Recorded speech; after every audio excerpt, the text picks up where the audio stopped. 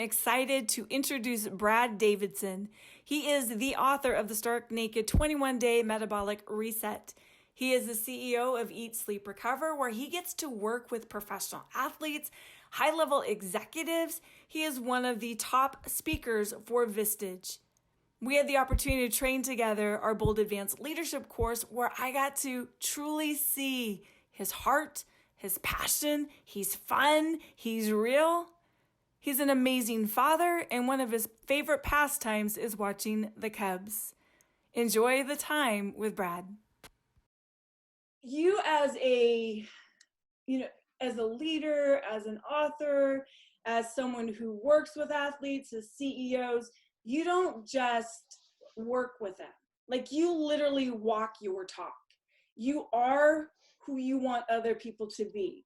And that's what I absolutely admire about you, is that you're so authentic. You know, it's one thing when people say that they do things or they have a message to share, and it's another thing to actually be that person. And when Amber and I walked into your office, you are so humble, Brad. You are so authentic, so humble, and your heart to give, your heart to wake people up. In fact, that was your mantra, is wake up, take back your health, and live legendary. And so I just love to know how you got involved with just this trajectory of your life. Yeah, I've been in love with the idea of optimizing human performance. Ever since I was a little kid, I was always the kid that was super committed to being the best I could be, and I would do anything and everything I could to get to the highest levels possible. And I always had a heart for sharing everything I've learned with people. And so that obviously started off in the fitness world, because I was the little kid that was trying to keep up with the bigger guys as an athlete. And so the only edge I could get was the training side of things. I found the better I trained, the more explosive I got on the football field, the baseball field, the basketball court. I could be little and still hang by how I was learning to train. And so I became super, super, almost infatuated with that realm of training and the physical side of things. And that was my pursuit early on. Is I opened a gym, and I built that out in Southern California. And in 2008, 2009, I was rough economy. I had a gym. I was trying to stand out. I thought, okay, I'm going to prove to the world how good my stuff is, and I'm going to make an Olympic team. And that's how I'm going to show my value to the world. And I won't lie, there were some insecurities there, right? Like, I always felt like I needed to be more, look better, train better people, to have more value to the world. And so I made this pursuit. I was 32 at the time. I make the team. I'll be super honest. I was a scrub on the team. I was the old guy that had, a job back home, but it was fun. I was hanging with them and training at their level. And in a 10-month period, I put on 52 pounds of lean muscle mass. I got to a point where I was running a 4.40 at a 42-inch vertical jump. If you know anything about statistical data from sport, I mean, that's top 3% NFL combine. And I'm 10 years older than all these guys. And I was eating perfect. And so I was like, that was my edge. Like, I had a better understanding how to train and how to eat. And I was just going to be more committed than these young guys were. I was just going to outwork them. And that's what I did. And it was going really well. I was working my way up the ladder. And then one morning I wake up to a baby girl, and whole perspective changed. All of a sudden, 90 miles an hour in a tin can, that's a really bad idea. Like, bad things can happen at that level. And I wasn't making much money for doing it. Gosh, the top 4 guys in the team were making $2,500 a month. Like, that gives an idea of how hard the life of an Olympian is. And so I said, you know what? This is not worth it to my child. Like, this is not worth it to my family. So I pulled the plug on it. But I remember thinking, what a great dad I am. Right? No dad bod here. I'm super fit. I remember one time I was getting a spray tan done for a photo shoot, and the girl's like, "Oh my God, you look like a Teenage Mutant Ninja Turtle. Like, your body is crazy." At that point, my ego's starting to kick in, right? I looked the part. I performed the part, and it started getting to me a little bit. And within 2 weeks of retiring, something happened. The best thing that ever happened to me happened. Like, my whole metabolism just crashed, just shut down. Couldn't get out of bed, couldn't function. I went to the doctor. All of a sudden, I'm type 2 diabetic. I hadn't eaten a carb in 10 months. I'm type 2 diabetic. Extreme hypothyroidism. I'm an andropause, which is, those who don't know what that is, it's male menopause. Like, my whole system had just crashed. And it was this wake up reality of, I look great, but I'm closer to death than I am to optimal living. Like, this isn't good. And what the funny part was, is nobody knew what to do, because my industry tells you that's all that matters. Like, sacrifice everything to look good, and life's supposed to be wonderful. And it was the biggest lie that I'd ever encountered in my industry, because I got there and I couldn't function. I looked good and I couldn't function. And I started paying attention to that as I was trying to figure out what was going on with me. I started noticing that's the world that you live in. If you get to that point of looking great, going to those extremes, that they tell you where the great life is, it's really devastating.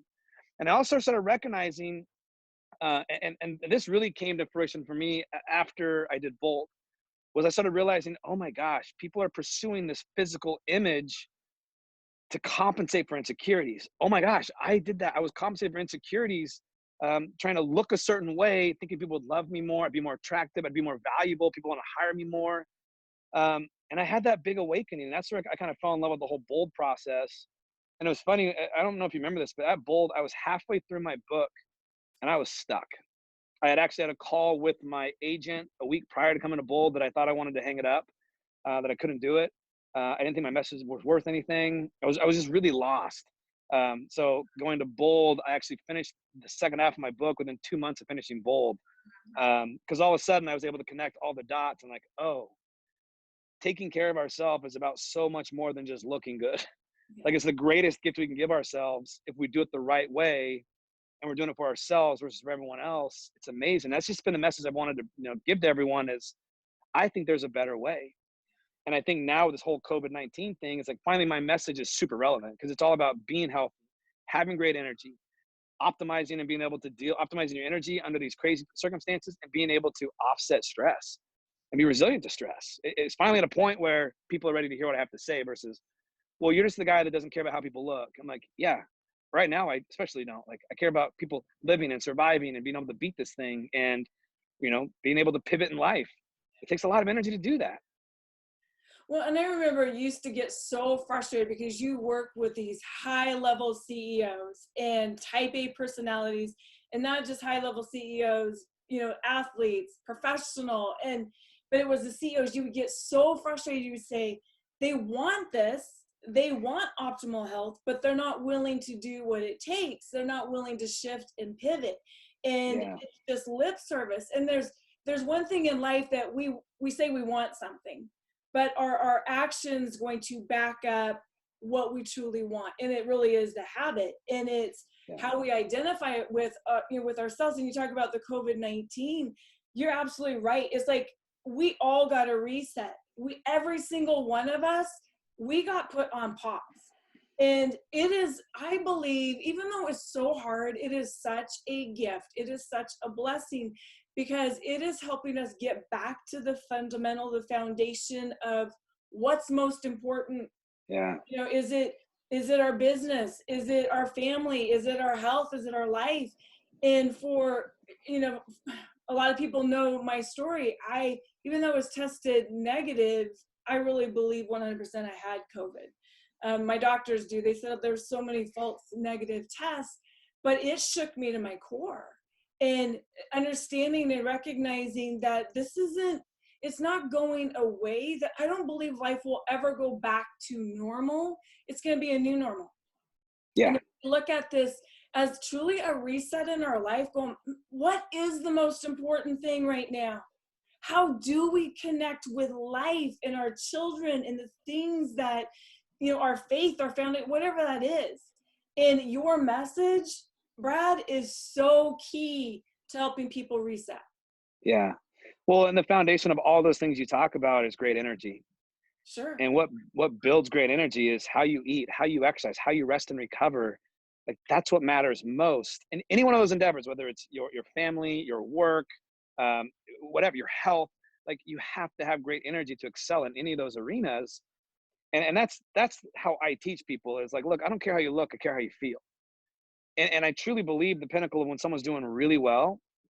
I ask this question all the time. When you get home at night, do the people you love the most get the best of you or the rest of you? If you're putting everything you have into everything else, and by the time you get home to those you love the most, and they get the leftovers, you're not doing a great job of taking care of yourself. I don't care how good you look.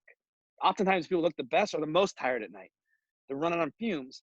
And so you have to put the strategies in place that drive your energy first to excel at work, to excel at home. And then over time, the body will look good as well. But you can't put everything into just looking good, thinking life's going to be great when you get there. Because it's just not, it's just a lie. And so often it'll ruin the rest of those things that are the most valuable things to us. So how would you encourage people or teach people right now, how do they get the optimal energy in the time of stress when our body is in absolute chaos? How do Yeah. you help reset to create better energy? Yeah, I mean, the most important place, the most significant place backed by research. It's really the only place backed by research completely is to sleep 8 hours a night. They've gotten really clear. There's a book out called Why We Sleep. It's dove into all the research on sleep. It's super clear. We're supposed to sleep 8 hours a night and take a 30 to 60-minute nap every day in the afternoon. That's what every society has done throughout all of history before being introduced to electricity. Once we got introduced to electricity, we began to choose how we sleep. And that's a problem now. And so many people are under fatigue state and their brain's not working well, and metabolism is shutting down because they're not sleeping well enough. They're not recharging at night. So that's got to be the first place you start. Now, in this realm of COVID-19, one of the biggest issues is people's minds are just going. They're freaking out. It's scary. Sure. And we're genetically wired to find bad. So we're in this place of life's scary. It's unsure. Genetically, we're wired to find bad. So we're constantly looking for all the bad, and it's keeping people up.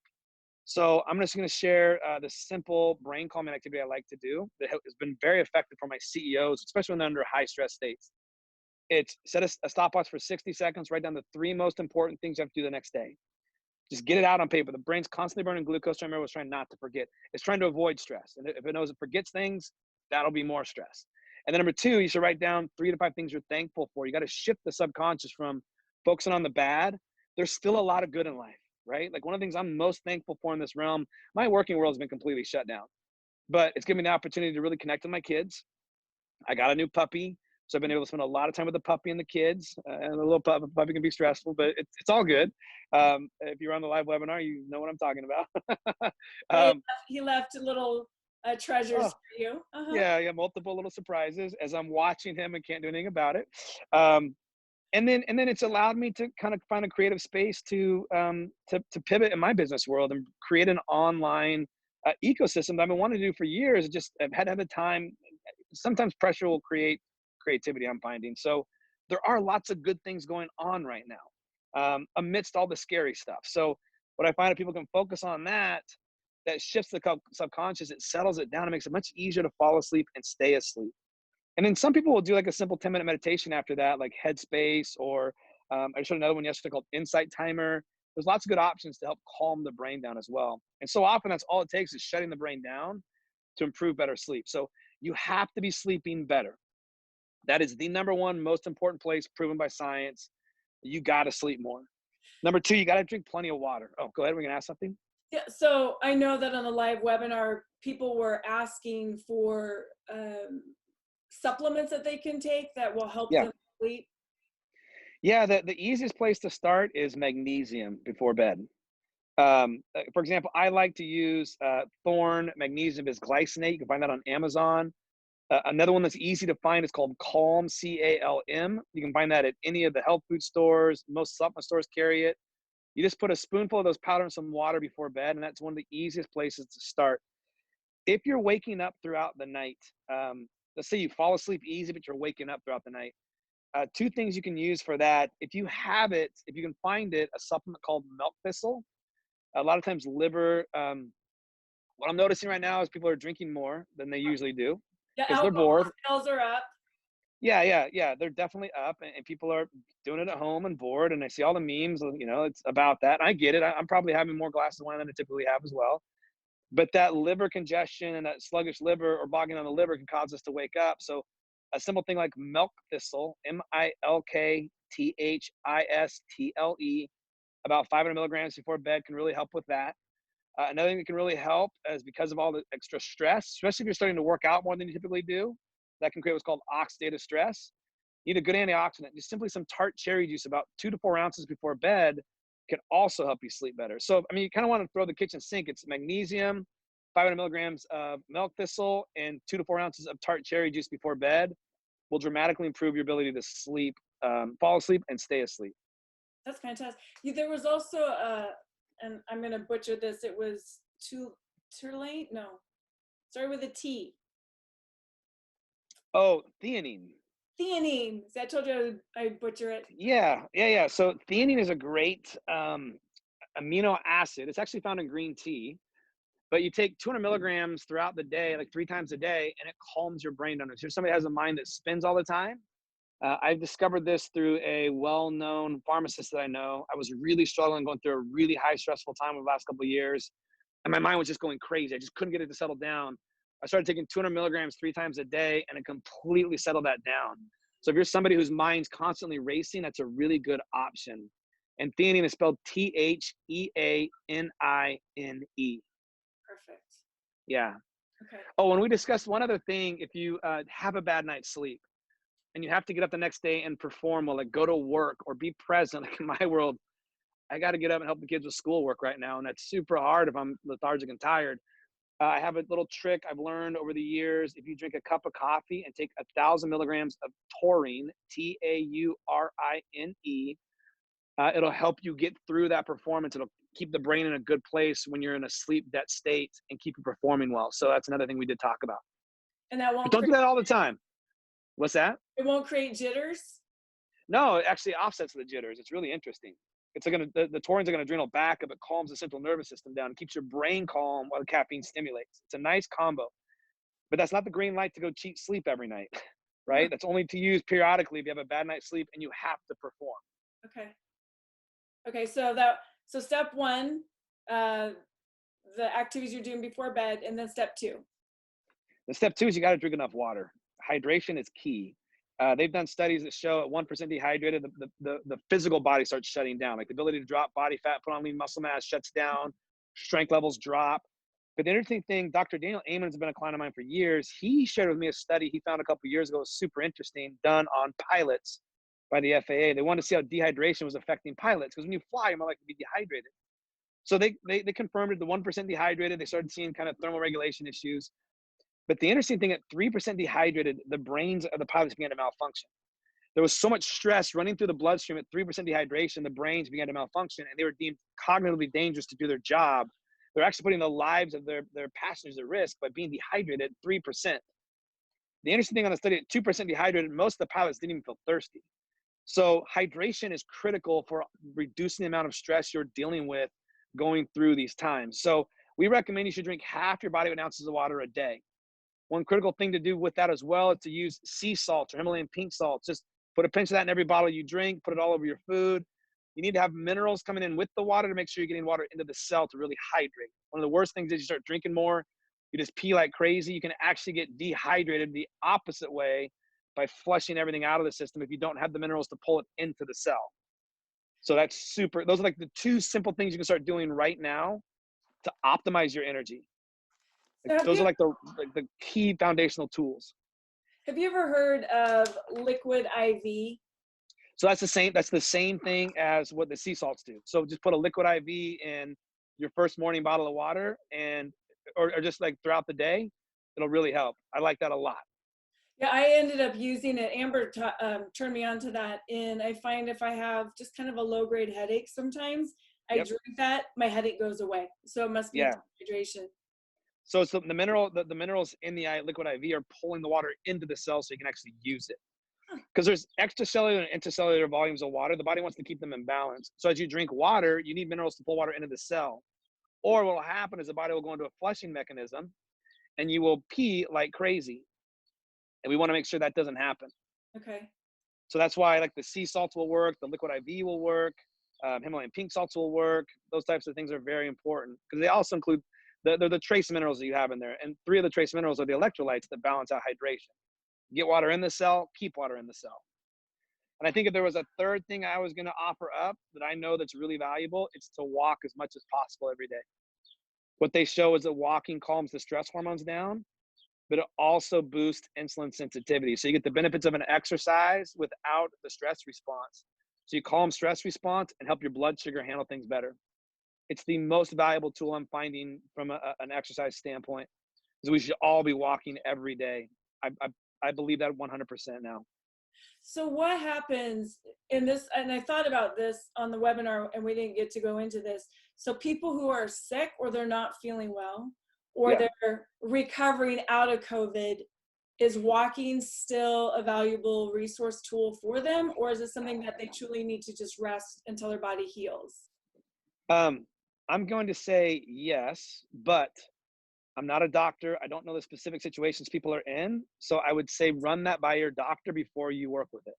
Okay. Okay. Because there can be times where it can be a no, but I'm not a doctor. I'm not in the medical side of things. So if you're in that position, I would ask your doctor first before you do it to make sure that it's safe for you. Typically it's a yes, but there are times it can be a no. Okay. Okay. We got into exercise regimens on the Hmm. call, and we had a lot of type A, a lot of people who are very athletically driven, you know, workout, and they just, it's like the grind, grind, grind. And you talked about only having 2 days of, it was the muscle, the building of the muscle, and then aerobic, and then walking. So will you go through that? Yeah. So how I'm looking at exercise during this is we want to make sure we're doing three things with exercise: boosting the immune system, reducing or making you more resilient to stress, and driving energy.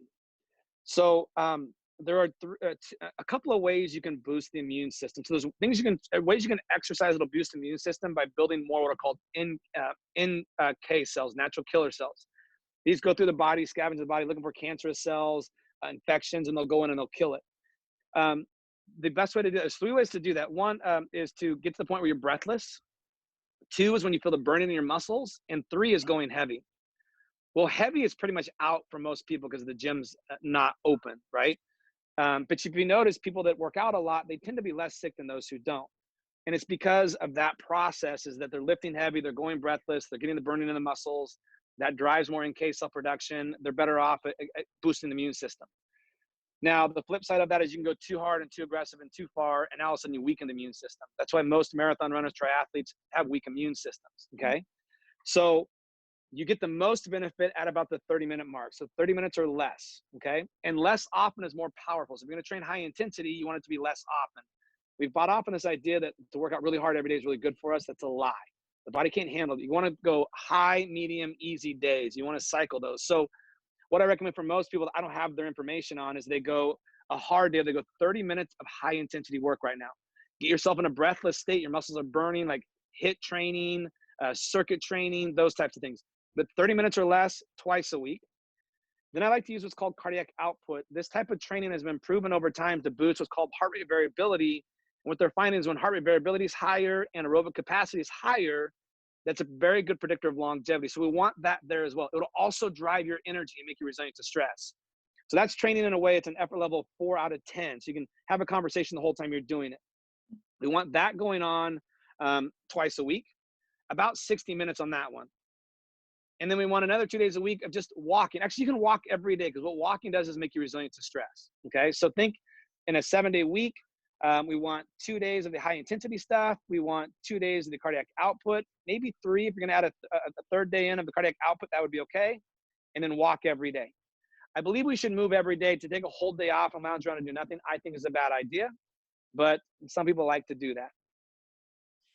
On your website, do you have workout guides for people? And I also know you also have a program that people they can come to you and you will provide a program for them. Yeah, what I've done in this realm is I've created an at-home workout system with my app. If you actually go to my website, braddavidson.com, it's right there. You can sign up and get it, and it just tells you what to do every single day. There's an app with videos and pictures. You just follow the program. It also has an at workout kind of educational course. So there's 3 nice videos teaching a little deeper on this stuff about how to keep your immune system strong, your resilience to stress up, and your energy optimal. Okay. It's totally free. I built it out because what I've noticed is there's all these workouts online and there's no rhyme or reason to them. It's just work out really hard and something good's supposed to happen. We'll change it up every day. That's all garbage. Like one of the things I'm really doing right now is pitching the truth. Like we know that like it takes progressive overload over time for the body to get better. You can't just go beat it up one day and then beat it up another day a totally different way. And then another way. This whole muscle confusion garbage is absolute lie. Only 7% of the top Olympic athletes in the world respond well to changing the workouts every day. Like you have to be a super genetic freak for that actually to work well for you. Otherwise it's causing harm. Like that's just lies. It's like circus entertaining going on right now and I'm tired of it. Like people need to be on a structured program that builds on itself over time to get the most out of it. And this is not a time or period of time to like beat yourself up and train really hard. This is a time to be very methodical about it and leave something in the tank. Because, we bought off on this lie that it's all about grit and grinding for success in the fitness realm. What it's really about, I'm going to be super honest with you because I work with the highest performing athletes in the world, special forces, CEOs. It's about recovery and fatigue management if you want to perform optimally. If you want to go get on stage and flex your muscles in a little bikini and not be able to function as a human being, awesome. Go do those crazy programs. But if it's about performing well in life, you got to have strategy. And so that's what I'm starting to give people on these workouts is a progressive strategy that builds on itself, that will leave some in the tank, focus on recovery, focus on fatigue management so you feel good, look good, have a stronger immune system, and become better at doing things in life. I love it. Yeah. So I have, when people work out and they work out hard and they crash afterwards and they get really angry, irritable, is that because they didn't fuel up right, that they put their body into too much stress? What creates that? Yeah, that's your metabolism being absolutely pissed off at you. It's one of the classic signs that your system you're on is causing harm, not doing good.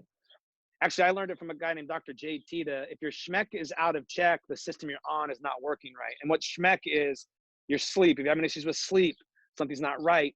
If you're hungry all the time, something's not right. If you're moody, irritable, grumpy, something's not right. If your energy's collapsing or crashing, and if you're having, oh my gosh, cravings, those are all signs that the system you're on is either working or not working. If those are in check, if your schmeck's in check, your program's working well, keep going.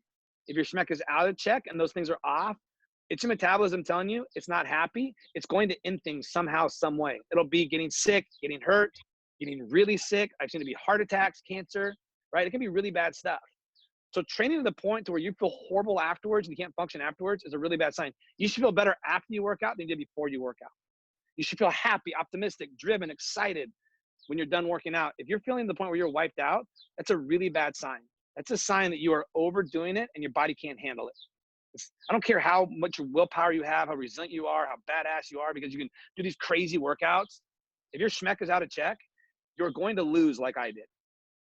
I love that. So and I know before you used to have some type of a testing where people could test to see what was missing in their body. Are you still able to do that for people?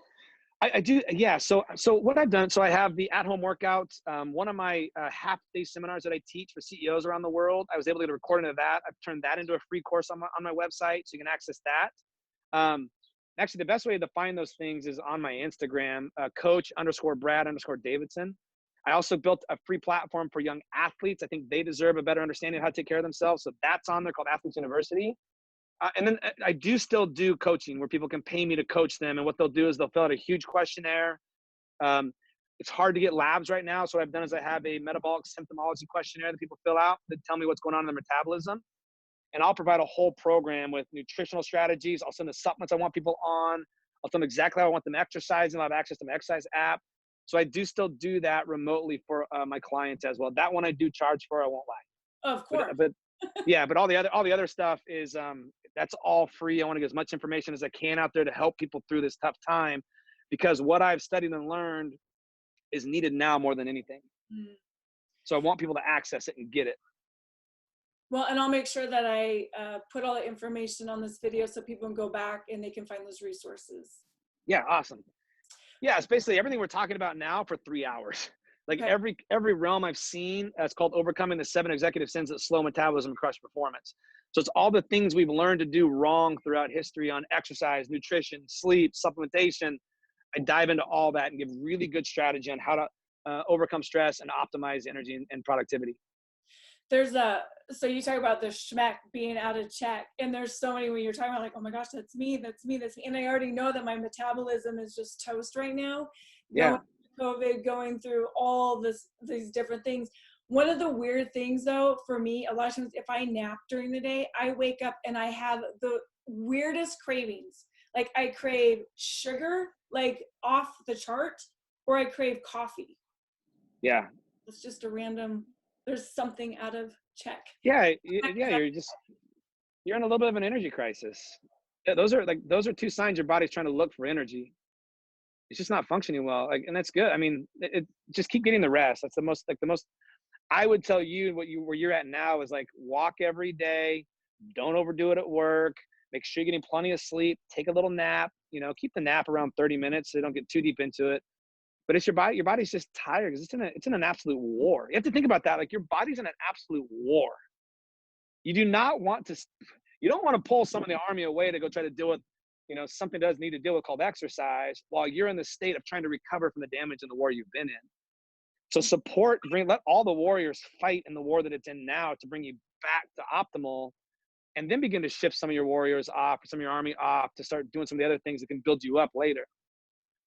That's the biggest mistake people make, is when fatigue is kicked in and they're tired, you're out of gas. You're not going to beat a stress-driven problem by applying more stress. You have to recover. That's what my whole book, The Metabolic Reset, is all about. Taking some time off, letting the metabolism reset, bring it back online, let it recover from what it's doing, so then you have the ability to get out and perform well again. So that brings a great point into, I've had a lot of people say, I want to do some type of a cleanse throughout this time.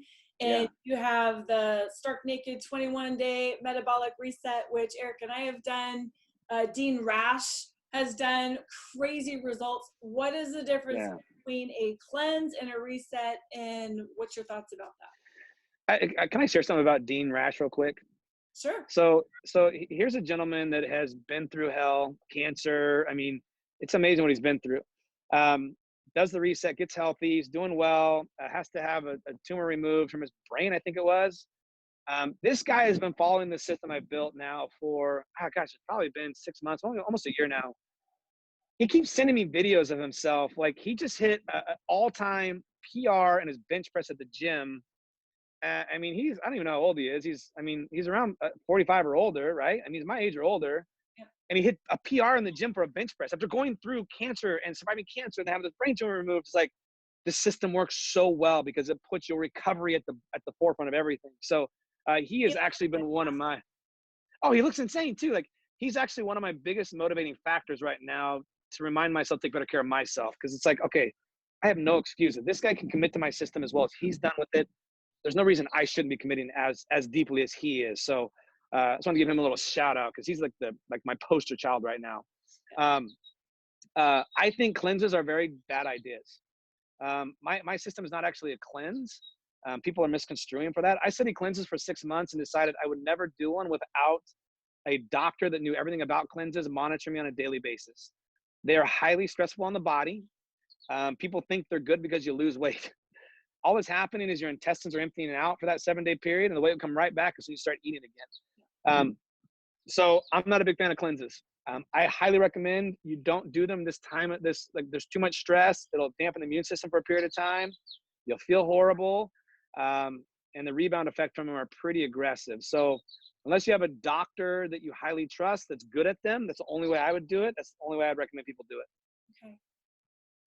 So I don't mean to be like morbid about cleanses. I've seen such damaging things come from cleanses. And after studying for 6 months, trying to figure it out, my takeaway was, I will never preach this. I'll never teach this, and I'll never do it unless I absolutely have to, with a medical doctor monitoring me on a daily basis. That's my belief system on cleanses. Okay. So on your reset and going through it, I know that you're really big on, you take the carbs away in the morning and afternoon, you eat protein and vegetables, some fruit, and then in the evening you have carbs because that helps you with your sleep. So would you go through that a little bit?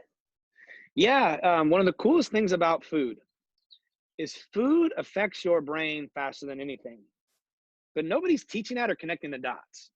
I mean, think about, like, if we went to lunch and had McDonald's, cheeseburgers, fries, and a Coke, within an hour, we're going to feel like garbage. We're going to be tired, lethargic, want to fall asleep. Bloated.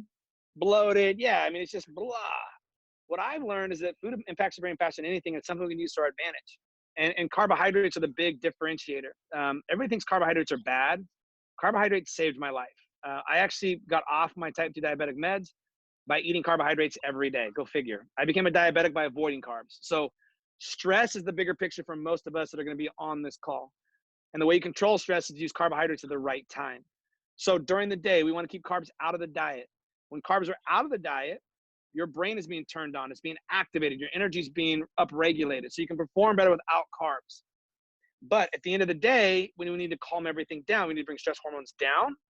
We need to drive a state of relaxation and want to drive sleep. That's when we want to eat carbohydrates, because carbohydrates release serotonin and GABA in the brain. They calm it down. They relax it. It helps it want to fall asleep. So it's super valuable to no carbs during the day, carbs at the end of the day. If you're an athlete, no carbs before you train to perform, lots of carbs every meal once you're done performing or training. That's how I do things. So with my CEOs, my people like me, general population, carbs at dinner. My athletes, it's no carbs in the meal before they train, carbs every meal after they train. Earn your carbs is the best way to do it. You earn carbs by working, being stressed, exercising, always at the end of the day or after a workout. So one of the questions was, on your 21-day reset, could they still have a glass of wine? I prefer on the reset a no, because one of the things we are doing on the reset is we are trying to give the liver a break. That's why I remove coffee and alcohol and sugar, is we are trying to give the liver a break so they can catch up on what it's behind on. So it can't catch up on what it's behind on if you're still pummeling it with things it has to deal with in the moment. So during the reset, I like no wine. I like coffee to be completely reduced. Or if you're a coffee addict like me, at least reduce it to decaffeinated coffee. That'll still work. And after 21-day reset, I'm totally fine with a glass of wine at night. But not the bottle. Yeah, not the bottle. Let's define like a glass is like a regular glass. You'd have like 2 regular glasses, but yeah, like a bottle or like the huge glasses, not such a good idea. Okay. And that one goes out to David Roditi. Yeah, specifically. Right. So knowing just what you've talked about, are people getting the best of you or the rest of you?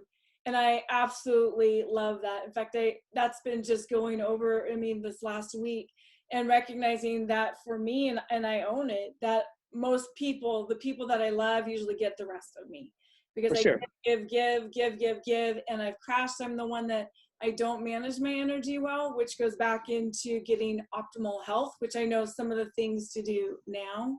Yeah. So what message would you have right now helping people, just if you can get it into a little snapshot in this time, how do they alleviate stress so that people that they love get the best of them? Yeah, so let me be clear. The sickest people I work on tend to be the most fit. So this idea that being super fit is super healthy is a lie, okay? And that's one of the things that will drive us into the ground is we work super hard and then we go exercise super hard. We're doing something really good and we get home at night and we crash. So lots of fitness is not the answer, okay? The answer that, like, again, it's the same thing to boost the immune system. Get plenty of sleep. That's mission critical for great energy, great immune system. Number 2, hydrate yourself. Super mission critical, okay? And then number 3, going for walks every day. And then when you get home at night, have some type of trigger that reminds you that I'm about to walk into the environment of the most important people of my life. Turn it on. I have a leaf outside of the front door when I walk in to see my kids that I rub that leaf, and that's just my signal. It's a physical response to remind me, like, hey, turn it on, right? And it's a way for me to also, it's a scorecard. Man, how well did I do? How do I feel right now? Am I about to go into my little 5-year-old and beg him to sit on the couch and watch a movie, or are we going to go wrestle and play and get after it? And so it's a scorecard. It'll remind me, like, I need to do better tomorrow. I didn't do so great today. I don't feel great today, but I got to turn it on, figure it out, and I'll be better tomorrow. And be forgiving to yourself. And this world is really hard that we live in. It's really scary right now. When you have bad days, it's okay. We all do. Forgive yourself and just start over the next day. The forgiveness is a big one. I've had to work really hard on that one over the last couple of years. Yep. Grace, yeah. Get back up, going, all right. And then let those people that we know that love us, I'm sorry. You talk about scorecard. I actually created a scorecard based on our conversation last week. What are the top 3 things I want to measure today? And then have them write that down. And then they're scoring themselves at the end of the night. Because that's awesome. if we don't know what we want to measure, how will we ever go after it? Exactly. Brad, you're absolutely amazing. And thank you. Loving what you do, your message.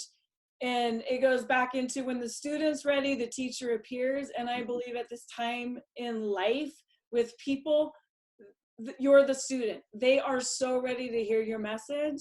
And again, though, it's what we do. Are we going to just take it in and listen? Oh, that was a great, that was a great YouTube. That was a great webinar.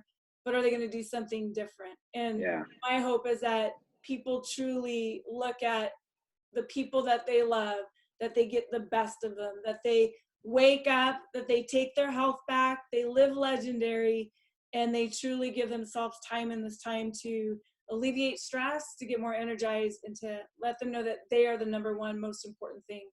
Because the better they take care of themselves, the more they have to give to other people. And we get that reset. Like it's the reset. It is the reset in every way. And it's the perfect time to take action and work on this stuff. Yeah. We have time, right? Yes. Unfortunately, a little too much. It was nice for a week or two, and I'm going a little stir crazy. So. Well, I just thank you for being you, for giving. You know, when I say you're the most authentic, genuine people I know, you have a heart of gold. And to give people the resources, to educate them, that's one of your values, is just to educate and to give back to this world to make a difference. And you're doing that. And it'll come around. Thank you. I appreciate that. Me too. Talk to you later. Bye. All right.